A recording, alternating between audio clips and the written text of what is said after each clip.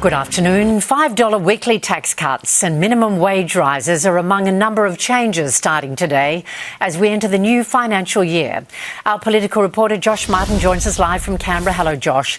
The Albanese government is keen to sell these July 1 tweaks. Good afternoon, and the Prime Minister has deployed a time-honoured political tradition of hugging babies. Anthony Albanese has invited a couple of families into his Parliament House office, talking up a 2-week increase to government-funded paid parental leave. Parents now get a full 6 months of leave at the national minimum wage, but the opposition says Australians are going backwards under the government with inflation. We've got more tax cuts, more pay rises. We extend paid parental leave, the instant asset write-off for small business. We pay super on payday, and there's more relief at the Bowser. The government are out there today crowing about a minimum wage rise of 4.75%, when their own budget papers show that inflation is set to go up by 5% this financial year. Josh, new data on national house prices shows the largest monthly fall in nearly 4 years. And a 0.4% drop in June. Economists are putting this down to a triple whammy of rate rises, low consumer confidence and the budget. Cotality data shows Sydney, Melbourne and Canberra had the largest falls in prices, while Perth, Hobart and Brisbane actually saw price rises. Adelaide was flat. Now, Treasury forecasts in the budget were that housing price growth would slow by about 2% over 2 years due to the changes to negative gearing and the capital gains tax. Very much a perfect storm when you see this many things influencing the housing market negatively. You don't assess things like property on the basis of a day-to-day basis. I would have thought that in a nation which needs 250,000 houses each year to house its residents, that we should be doing everything we can to get new housing supply moving. And the government says its goal is to make things easier for first home buyers. Time will be the judge of that. Josh Martin joining us live from Canberra. Thank you, Josh. In developing news, Karl Stefanovic has been fired for the second time in a week.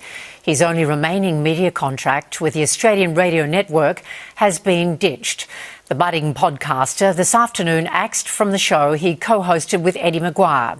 Stefanovic was dumped from Nine's The Today Show last week after controversy over an interview with British right-wing figure Tommy Robinson.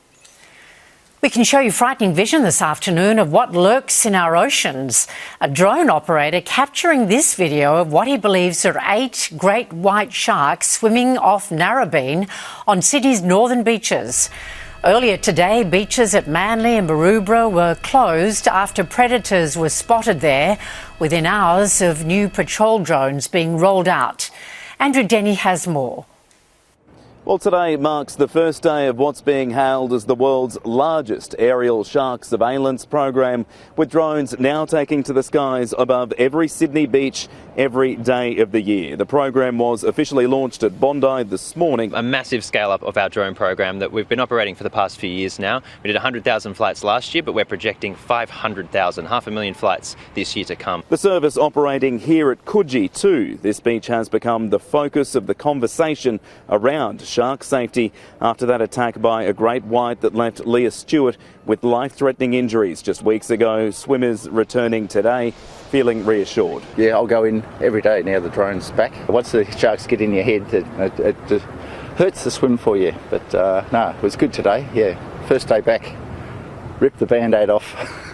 The government insists no technology can ever eliminate the risk of shark attacks, but says putting more eyes in the sky means sharks can be spotted earlier, giving surfers and swimmers more warning to get out of the water. Today also marks the beginning of a major expansion of this program, with longer patrols from dawn until dusk and coverage extending throughout regional areas and beyond patrolled beaches. We have over 350 casual pilots across the state, from Ballina in the far north coast all the way down to Bega in the far south coast. I'm so proud of this team that's got us to this point and is the reason we can scale up so rapidly like this. For now, every drone still needs a pilot on the ground, but the long-term ambition is autonomous drones able to be operated remotely from a central command centre and able to detect sharks using artificial intelligence. Questions are being asked after 12 Chinese nationals wandered into a remote town on Queensland's Cape York. Border Force officials detained 2 men inside a Queensland shopping centre as part of a people smuggling investigation. Campers reported seeing a boat arrive on a remote beach in the middle of the night. We'll have more on this developing story coming up in the bulletin.